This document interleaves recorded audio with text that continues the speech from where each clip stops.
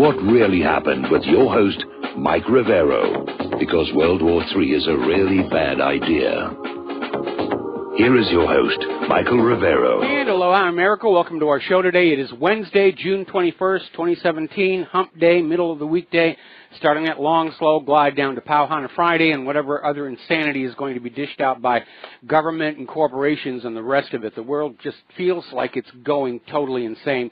Quick little program note. In our third hour today, Miriam Azizi, who's an activist in Israel dealing with family issues, she's going to be rejoining the show. Apparently a lot of new stuff is going on over there, a lot of abuses of the Israeli people, not the Palestinians. This is Israel's government abusing their own people, and so we're going to be talking about that. Phone lines are open, 800-313-9443. Mike is in our control room ready to answer the phone when you call on in. Obviously, the big upset last night down in Georgia's special election. What an upset after months of polls saying that the Democrat Jon Ossoff was ahead by all these points and everything, and he lost by 4 points. And that is despite the fact that he had the most expensive House campaign in U.S. history, $22 million, and his Republican opponent, Kathy Handel, only had $3 million, and she still beat him. I'm sorry, Karen Handel. And she still beat him. And it was amazing just to see the Democrats in shock, because if you remember before this election, they were trumpeting this as the turnaround point. This was going to be the bellwether for the midterm elections next year, and the Democrats were going to retake control of Congress, and it didn't really work on out. And what's amazing is at Karen Handel's victory party, the crowd started chanting Trump, Trump, Trump, Trump. So obviously a major, major upset, disappointment for the Democrats. And I'm waiting for some Democrat to come on out and accuse Russia of having hacked the Georgia election. And again, an aspect of the liberals, they can't take responsibility for the choices they've made. Rachel Maddow was saying it was because of the weather, that there was inclement weather in Democrat-leaning counties and they just stayed home, and that was the reason that they lost. And no, it isn't. It's because the Democratic Party, all during last year's presidential campaign, they didn't really have any ideas. They didn't really have any policies. They were playing the race card, the woman card, the gay card, and all the rest of it. They didn't have any substance inside them. And plus, a lot of Democrats are still very, very angry over what the DNC and Debbie Wasserman Schultz did to Bernie Sanders. And basically confirming that the weather wasn't behind this. Apparently, fundraising numbers are drastically low for the Democratic Party. They just had their worst May in 14 years.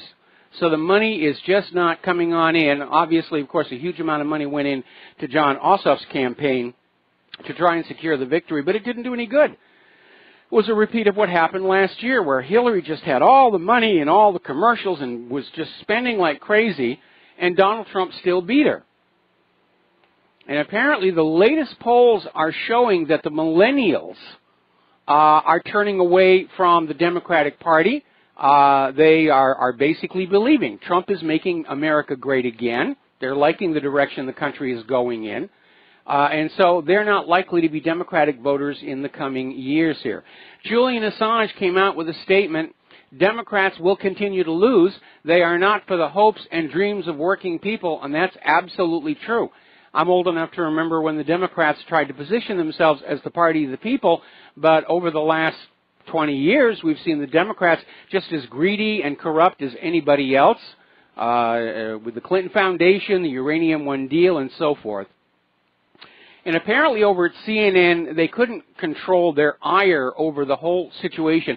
CNN aired the entire concession speech of Jon Ossoff, but then when Karen Handel was giving her victory speech, they cut away from it for breaking news. Don't want to give her any attention whatsoever. They're just that upset. Those gosh darn voters, they went on out and they didn't vote the way we wanted them to again. So basically the euphoria we saw earlier in the week is gone.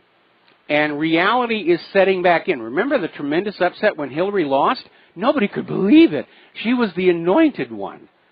And basically, these two victories in Georgia and South Carolina, where Republicans won, basically are hammering home the point. The voters are not just sick and tired of Hillary Clinton and all those corruptions. They're sick and tired of the liberal Democrat crybabies. And so the country is definitely shifting hard to the right here. But still, the liberals are out there, and this is a little bit alarming. It's only been a week since this gunman opened fire on more than a dozen Republican members of Congress at that baseball field. And up in Connecticut, a college professor said that the first responders to the shooting should have let them die because they are white.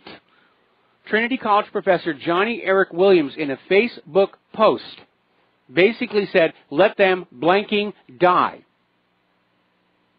And this is what they're teaching on our college campuses. We're going to do a quick shout out to our on-air affiliates who are just now rejoining the network.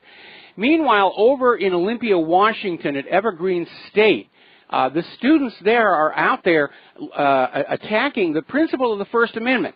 They basically want to chase everybody off the campus who doesn't agree with them, and they're out there saying blank free speech. They want to weed out the conservatives on the university campuses.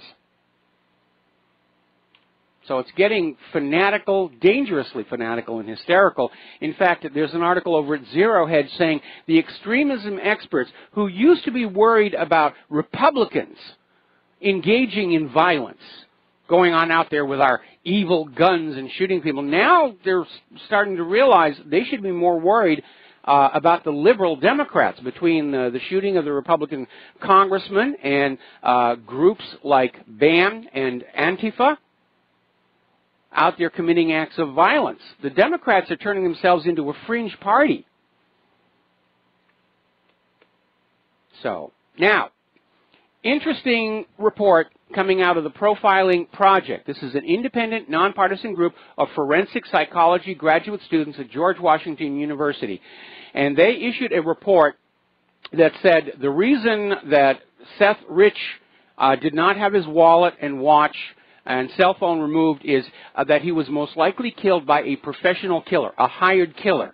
Now, they did include there the possibility of a serial killer, somebody who was experienced in doing this and proficient because they got away with it. And, of course, in the corporate media, they're pushing that whole thing, serial killer, except there haven't been any serial killers operating in that neighborhood. So, obviously, here in the independent media, we're looking at the report where it says hired professional killer, and that certainly seems more in line with the idea that Seth Rich was, in fact, the DNC leaker, and that he was killed for it. Now then, getting on back to last year's election, Donald Trump came on out and said that he probably won the popular vote if it wasn't for all the dead voters and the illegal voters and all the massive electronic vote fraud going on. Now, two of those we still don't have any final word on, but apparently somebody completed a study of the 2008 election and revealed that 5.7 million illegal immigrants voted in 2008. And if the same number or larger voted in last year's election, then Donald Trump won that popular vote. And hopefully the Hillary people will just shut the heck up finally, because we're getting sick and tired of listening to them. Now, as you know, there's been all this talk about finding a reason to impeach Donald Trump. It's obstruction of justice, it's this, it's that. They're talking about impeaching him for firing the FBI director, even though the president does have the authority to fire any member of the government, and he doesn't have to explain why. But now they're starting to pull back from that one, because it's finally settling on in. If they were to succeed in impeaching Donald Trump and removing him from the White House, it's not going to put Hillary Clinton in power. It's not going to put a progressive in there. It will be Vice President Mike Pence who takes over that Oval Office, and he could actually turn out to be even worse for the liberal agenda than Donald Trump is being. So they're starting to pull back from that whole impeachment idea right now. And hopefully they'll have the same common sense about a possible assassination attempt. You will get Mike Pence. Is that what you really want?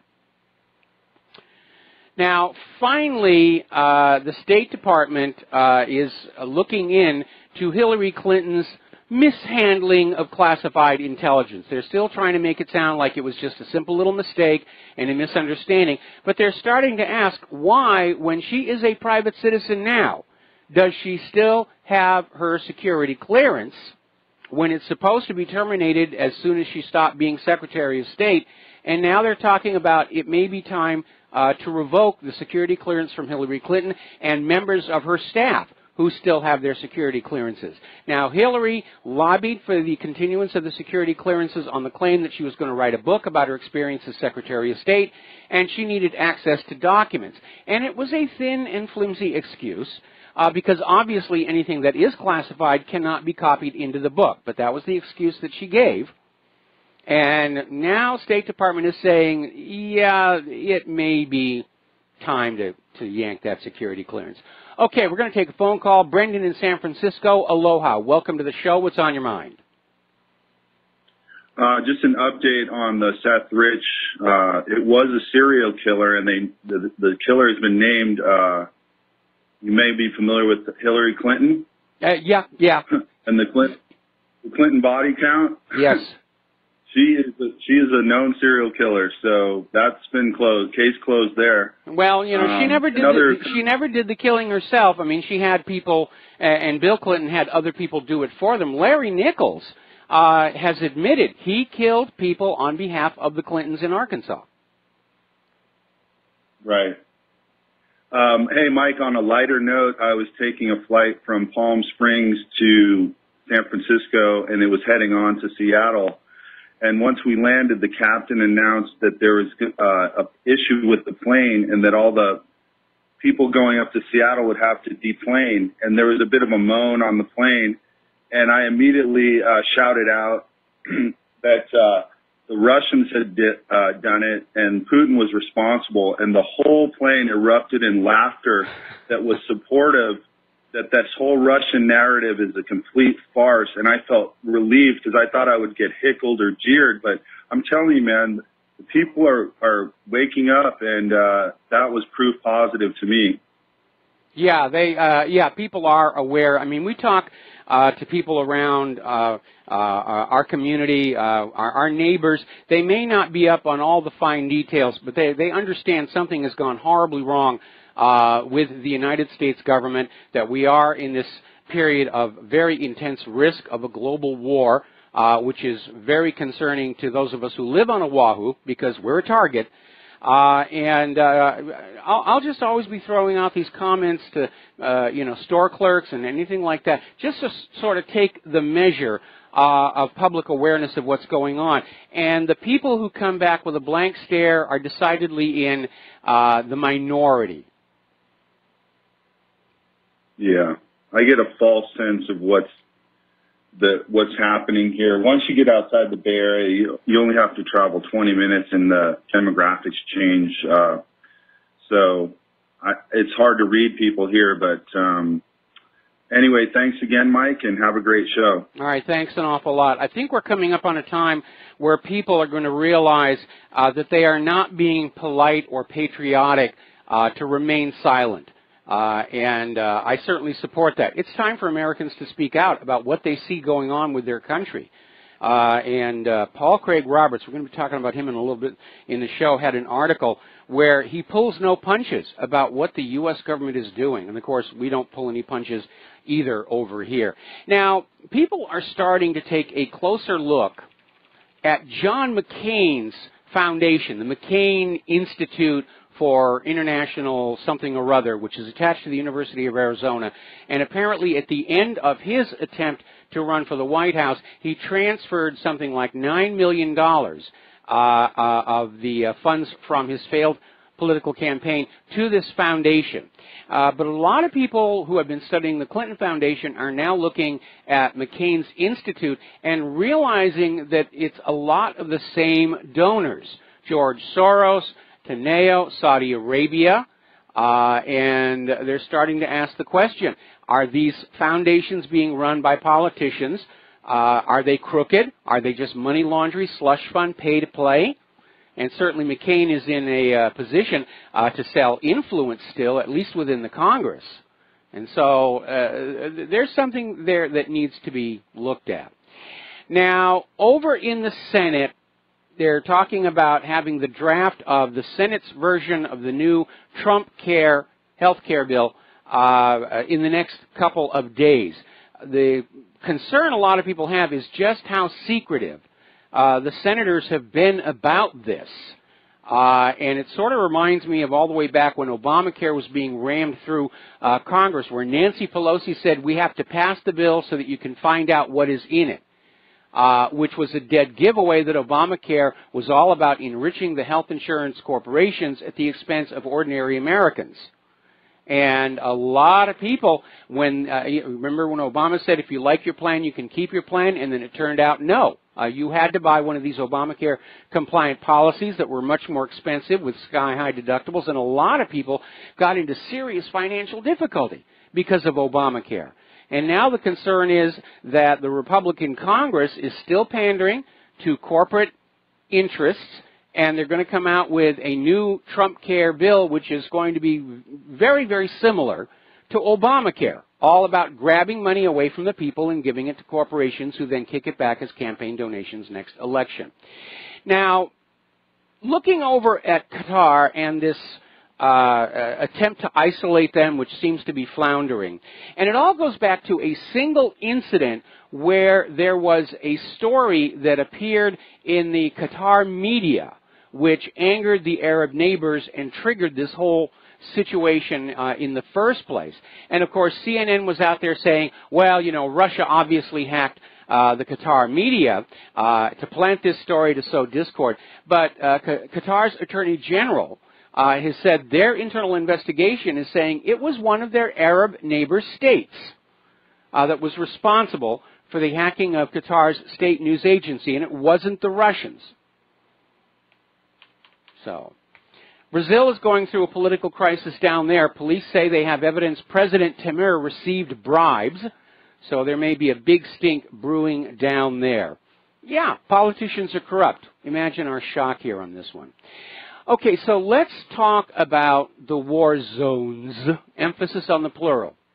Every day comes along, seems like there's another war someplace out there. Government forces have launched a large advance in Daraa, and they're pushing forward there. And again, yesterday we put up these two comparison maps of the Syrian war situation from March versus today, and very obviously the Syrian government forces and their allies are making tremendous headway. Now, there was a report a little while ago that head of ISIS, Abu Bakr al-Baghdadi, had been killed in an airstrike. And apparently Russia is now saying they can confirm that because apparently the Russian Air Force hit a command post and more than 30 field commanders were killed, including Baghdadi. And that means, well, it's a decap strike. That means that the anti-government forces operating inside Syria don't really have a working chain of command at the moment. I'm sure they're rushing to put one together. But at the moment, they really don't hear. Now, very troubling article here, U.S. aggression in Syria testing Russia's resolve. And it starts out talking about how yesterday, for the 5th time in recent weeks, U.S. warplanes attacked Syrian military targets. These are obviously acts of aggression. This has nothing to do with the war on terror and ISIS and Al-Qaeda. This is the U.S. making war on Syria without, I should point out, a congressional declaration of war or a resolution from the United Nations Security Council. All of this is illegal. And Washington, D.C. is still out there trying to insist they're not really fighting Syria, and they're just there to get ISIS and Al-Qaeda. But the gap between what Washington, D.C. is saying and what they're doing is growing by leaps and bounds. We'll be back after these commercials. Aloha, America. Welcome back to the show. We're going to take a phone call here from Wes in Idaho. Aloha, Wes. Welcome to the show. What's on your mind? Wes, are you there? Going once? Going twice? Okay, I guess he's not there. As you know, following the shoot down of the Syrian Sukhoi 22, Russia has effectively declared a no-fly zone over Syria west of the Euphrates, the area where Russia is operating. And the U.S. response is rather strange. They're saying that U.S. pilots over Syria will defend themselves if attacked by the Russians. Now, this is kind of absurd to say they're defending themselves when they are, in fact, an outside invader. If you invade somebody else's country, part of that job description is they're going to shoot at you. And when you shoot back, it is not defending yourself. It is invasion. It is an attempt at conquest. It is war. Syria has been defending itself against U.S. machinations to kick out Bashar al-Assad and put in a U.S. puppet ruler for 5 years now. But it is rather amazing, not to mention arrogant, to claim that all of this is defending themselves. The United States government does not have a declaration of war against Syria from the Congress. It does not have a United Nations Security Council resolution. The government of Syria has not given the United States permission to be on their soil or fly in their airspace. Nobody wants them there. This is just the United States government's imperial hubris. In an earlier age, they called it manifest destiny. This idea that it was the destiny of the United States to rule the world. We know who the aggressor is in this rush to a new world war. And it's not Syria, and it's not Iran, and it's not Russia. It certainly wasn't Afghanistan, it wasn't Iraq, wasn't Libya, wasn't Yemen. It's the United States and their allies trying to make the world safe for Federal Reserve notes. Okay, did we get Wes back in Idaho? Is he on the line? Wes, are you there? There you are. Hello? Yes, Wes, you're on the air. What's on your mind? Right now, CIA has declassified here recently that for 20 years it used reverse speech in analyzing of people's voices.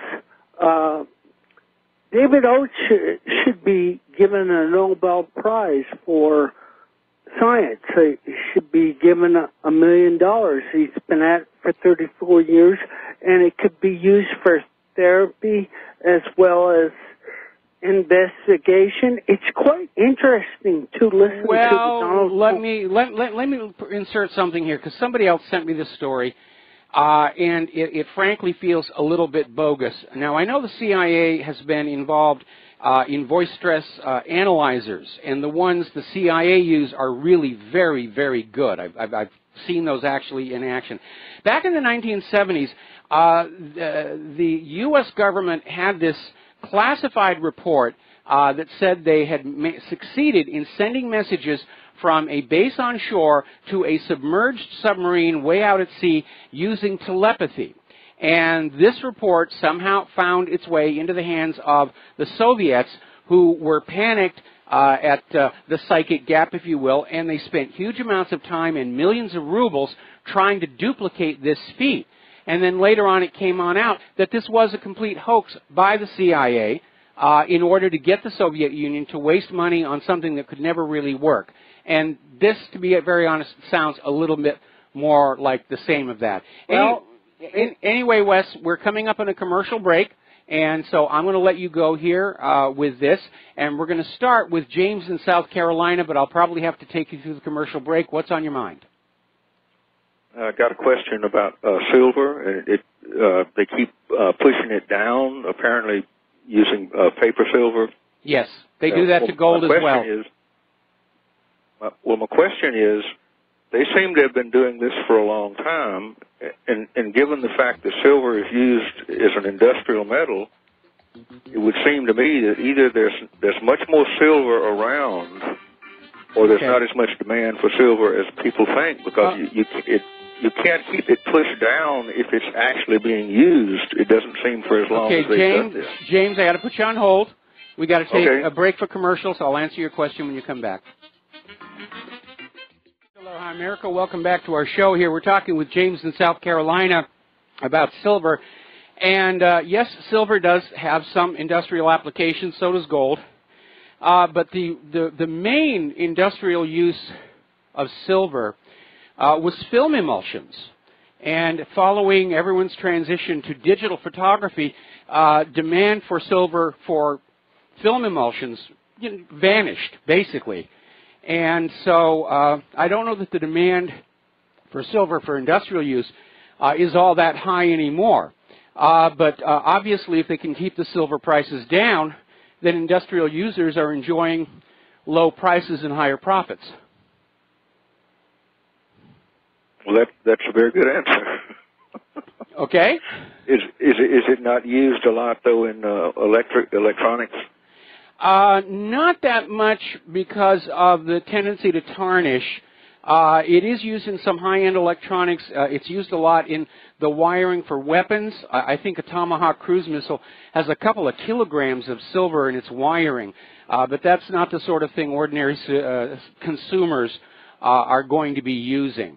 So again, I don't think there's that much of it, as opposed to, for example, the gold that's used in the circuit tracings on certain circuit boards.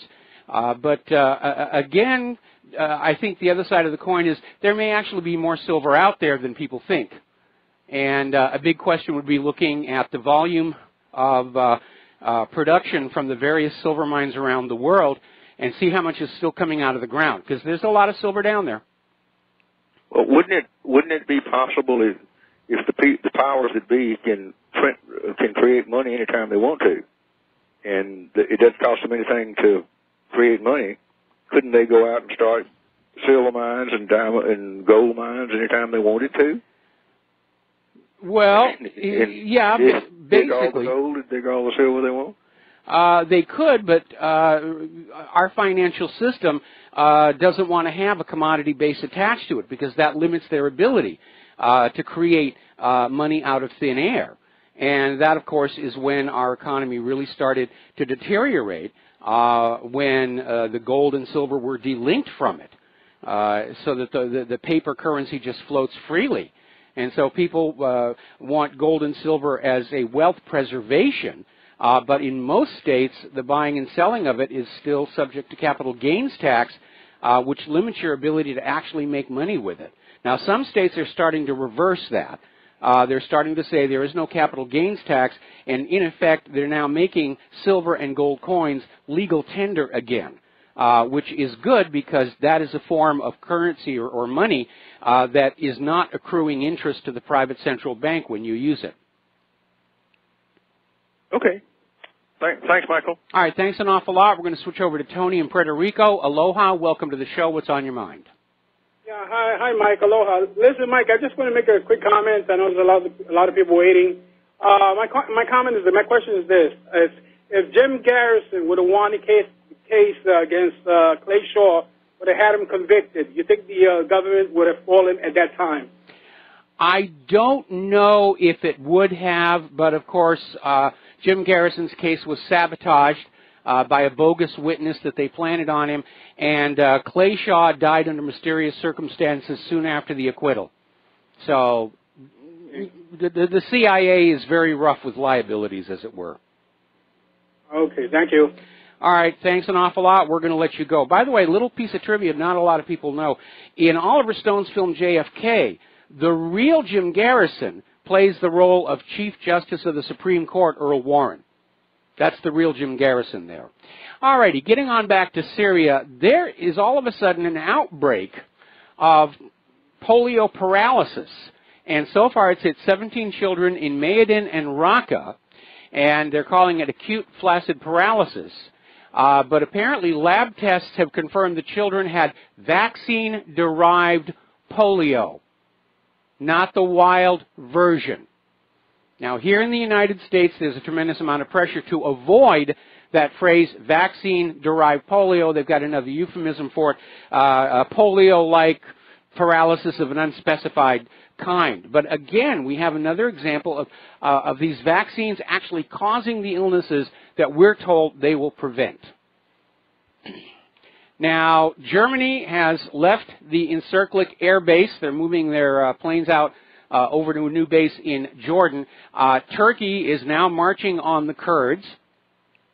And so the whole, Turkey's a wild card. They're the loose cannon on deck here.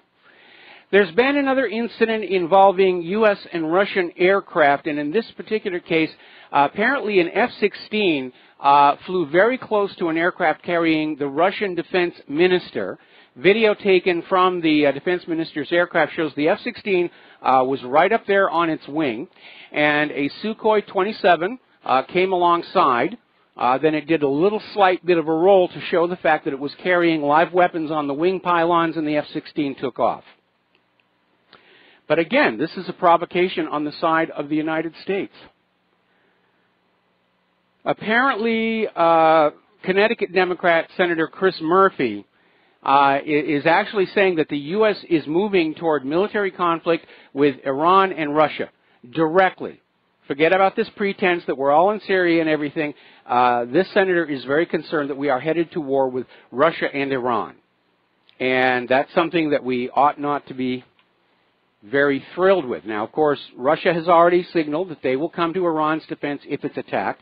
And Putin has already said his strategy, if Russia and the U.S. get into a war, is to simply fight a war of attrition, wear the United States down until they have to quit, like happened in Vietnam. And with our nation in the current economic condition that it's in, with the current drawdown on all the strategic stockpiles, with weapons that have just been worn out from 15 years of war, it wouldn't take that much to do. And that really would be the best strategy for Putin to be following here. Another article out of Sputnik News, NATO's buildup pushes situation at the Russian border toward deterioration. Now, as you know, all these NATO troops and forces and weapons and everything are going over to the Russia border to contain Russian aggression. And so far, Russia hasn't aggressed against anybody. It's NATO aggression. And the situation is rapidly reaching a danger point where one hothead, one mistake, will start the conflict for real. Now, Russia's Foreign Minister Sergei Lavrov is saying that the U.S. government appears to be obsessed with Russophobia, and it's gone beyond all bounds. No matter what happens, Russia's to blame. Waxy yellow buildup, Russia's to blame. Socks are missing from the dryer, Russia's to blame. Qatar's news media hacked, oh, it had to be Russia. John loses his election in Georgia, Russia had to hack the election, and just on and on and on. What's really interesting, and you have to wonder what they're smoking there over at the State Department. The State Department has issued a statement on U.S.-Russian relations saying that they regret Russia has decided to turn away from an opportunity to discuss bilateral obstacles which hinder U.S.-Russian relations. Excuse me, who sanctioned who? Talk about hypocrisy.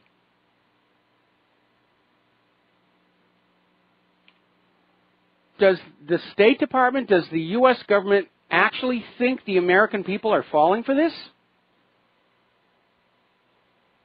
Maybe their advisors, their staffers are telling them this to keep their phony, baloney, high-paying jobs. Oh, yes, the American people are believing it. The American people believe Russia's the aggressor. The American people believe Assad is bad and gassing his own people. Really, they are believing that? I don't think so.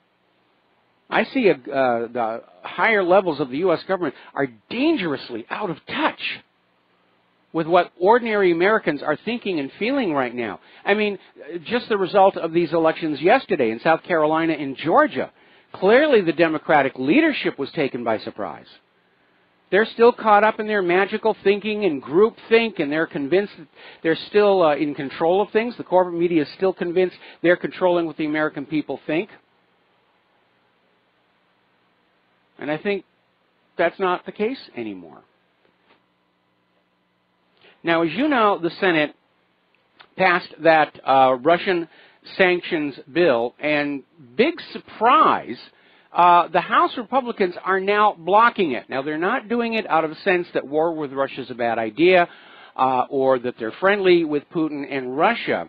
But they're making a big stink over the origination clause in the Constitution, which requires legislation that raises revenue, which sanctions are going to do, to originate in the House. Now, they didn't care about that when they got TARP through there, the Troubled Asset Relief Program, following the 2008 mortgage-backed security fraud meltdown. The House had a bill. It failed. They couldn't vote it through. Then the Senate passed their own version and sent it back to the House. That was also a violation of the origination clause. But as long as we save Wall Street, we can bend the rules a little tiny bit. Now, as you know, Donald Trump and Petro Poroshenko had a meeting, and Poroshenko was saying in the aftermath he had very effective negotiations with Donald Trump on supplying Ukraine with defensive weapons. Now, when you're talking about a land battle in a small area, the line between what is an offensive weapon and a defensive weapon really gets kind of blurred. But they're putting that on out there because Poroshenko is still trying to look like he's the victim, and Crimea and those eastern Ukrainian republics are the bad people for not wanting him as their boss any longer here.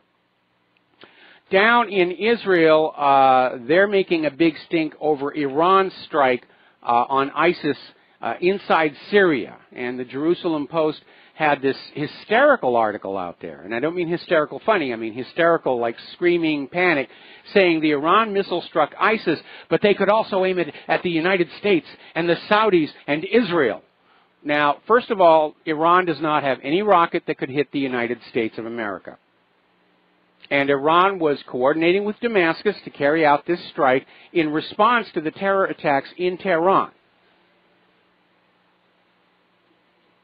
So it's a little bit of exaggeration on the part of the Jerusalem Post. And apparently former Deputy Defense Minister Ephraim Sneh is now saying that if Hezbollah in Lebanon fires rockets on Israel, Israel should target Iran's infrastructure because they're all in cahoots against us. They're all anti-Semites. So they're just looking for an excuse to start the war with Iran here. Meanwhile, Iran is repeating their observation, and there's merit to it, that the U.S. created Daesh, ISIL. And Iran's Supreme Leader Ayatollah Ali Khamenei, called the U.S. the source of instability in the Middle East, and that's absolutely right. If the U.S. was minding their own business, taking care of this country, instead of sticking their nose in all over the world, the Middle East would be peaceful. Israel would still be kicking up a fuss. But without U.S. backing, Israel would have to back off and say, we really can't beat all these other nations all by ourselves, unless they use the nukes. And that would have political costs that I'm sure they don't want to deal with right now. So another story here is there's been a bit of a dust-up in the Saudi royal family, where the expected heir to the throne, Mohammed bin Nayef, has been stripped of all of his titles, and apparently has been replaced with the son of the current king, Mohammed bin Salman. And everybody's in a bit of a panic because Mohammed bin Nayef was very pro-America, wanted to cooperate with Washington, D.C. Mohammed bin Salman, a little bit more of a wild card. So again, more destabilization here. Trump is taking another step toward war with North Korea. He's basically declared that China has failed to force North Korea to accede to U.S. demands, opening the door for unilateral U.S. action, including military strikes. Now remember, it was earlier in the week where Secretary of Defense Mattis was saying, we do not want to get into war in North Korea. Because you go back and you study how the Korean War began. A lot of people died on both sides, and it was never resolved. There's a ceasefire, but officially the Korean War is still ongoing. And it could turn into another Vietnam very, very quickly and be another defeat for the United States. But Trump is out there pushing that. But then, surprisingly, North Korea has announced they're open to halting their nuclear and ICBM tests, declare a moratorium as long as South Korea and the United States stop holding all these saber-rattling military drills just off their coastline. Now, unfortunately, I don't think that one is going to fly. The U.S. government has basically learned some bad habits from the government of Israel, and their attitude is, you give us what we want first, and then maybe we'll do something nice for you. In any event, I'm expecting that the U.S. position on this is that North Korea has to surrender all of their nuclear weapons material and all of their ICBMs so that when the U.S. goes ahead with the invasion, North Korea will not be able to deter that invasion. Now, remember back in June, there was a drone that came over the border from North Korea to South Korea, and South Korea has now confirmed that, yes, it was a North Korean drone just peeking at things. I think it was a reckless and dumb move to do, but on the other hand, North Korea may have been wanting to make sure that there wasn't an invasion being prepped there. Meanwhile, Beijing is putting pressure on South Korea to make a decision on the terminal high-altitude area defense missile batteries, and basically whether they're just going to leave the two that are up there or whether they're going to allow the United States to install all the ones that they want over there. And again, the president of South Korea, Moon Jae-in, he wants to calm things down. He wants to meet with Kim Jong-un and say, let's not let all these outside countries come on in and wreck Korea again like they did the last time. Let's shake hands, reunify, and we'll turn the DMZ into a golf course for suicidal golfers. But again, it's all outside meddling here. Now, there's been a very strange development related to Otto Warmbier. Now, he's the student who got sent to prison in North Korea for stealing a poster, came home in a very strange medical condition, died at the hospital here. His parents have asked the coroner not to allow an autopsy, and the coroner has agreed.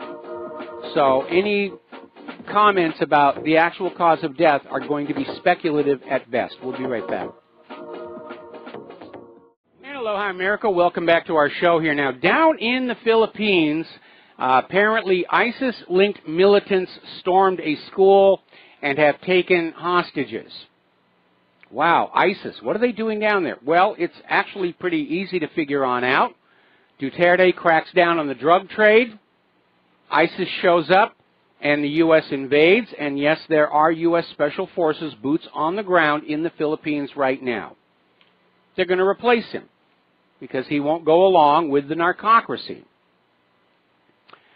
Under the claim of needing to contain Russia and China, the Pentagon is requesting more than $230 billion over the next 20 years to upgrade and modernize the nuclear forces. And apparently the concern driving this forward is that Russia's nuclear arsenal is larger than the American nuclear arsenal. And apparently it's estimated that between 1949 and 1991, the Soviet Union produced approximately 55,000 nuclear warheads. Now, some of those have been decommissioned in response to various treaties. And we know some of those warheads were demonstrator units like the Tsar bomb that are not intended for actual use.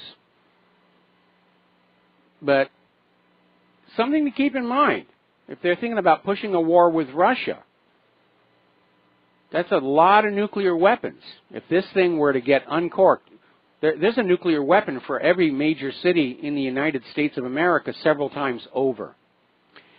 Now, updating and modernizing our nuclear arsenal may be a bit problematic because the Los Alamos National Laboratory is one of the few facilities that deals with plutonium, which is this man-made element. It is created in fission electrical power reactors, and it is a material used as a spark for U.S. thermonuclear multistage devices. But the lab has been closed since 2013 due to widespread safety concerns, and it's nowhere near being ready to reopen anytime soon. Meanwhile, over in Rocky Flats, another place where they made nuclear weapons with plutonium, It's a Superfund site, and they claim it's been cleaned up, and now they're going to put a public park where all the plutonium used to be, and local residents are trying to sue to block this, saying that you can walk over the ground with a Geiger counter and it's still radioactive. And plutonium is an alpha emitter, and if you inhale just a little speck of it, it will go on radiating inside you. It's an engraved invitation to cancer and leukemia here. For some reason, the U.S. government has decided to allow the F-35s to resume flying, even though they have yet to figure out why the oxygen supply system keeps failing. I guess the pilots are just going to have to hold their breath if something goes wrong. All right, we're going to take a break for station identification. We'll be right back.